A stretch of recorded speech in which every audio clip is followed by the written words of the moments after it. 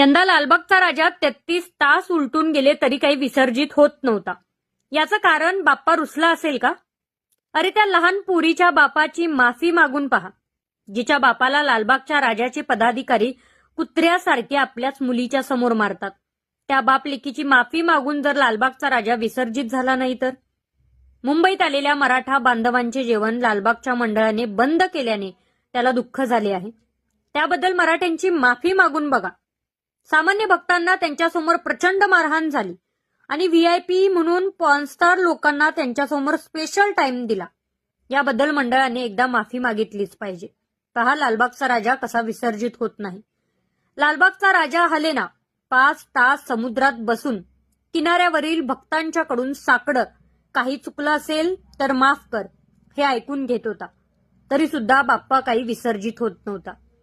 याचं कारण 365 दिवस सुरू असणारे अन्नछत्र मराठ्यांना बंद केल्यामुळे लालबागचा राजा रुसलाय का?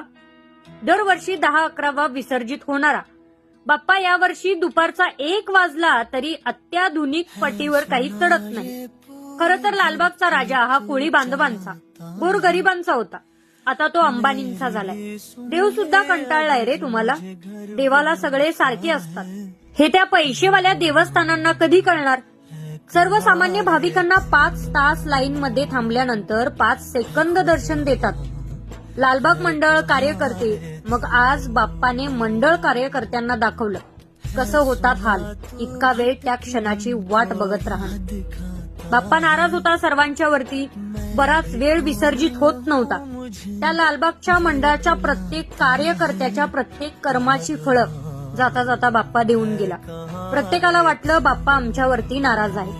बाप्पा त्यांच्यावरती नाराज नव्हता, त्यांच्या कर्मांच्या वरती नाराज होता. व्हीआयपी वाल्यांना चांगली वागणूक आणि सामान्य नागरिकाला मात्र 5-5 तास वाट बघून सुद्धा अगदी तुच्छ असल्याची वागणूक. एक पॉर्नस्टार यांच्या दर्शनाला आल्यानंतर व्हीआयपी ट्रीटमेंट घेतो आणि 5-5 तास रांगेत उभा राहून दर्शनासाठी हाल अपेष्टा सहन करणाऱ्या सामान्य माणसाला मात्र अशी तुच्छ वागणूक मिळते.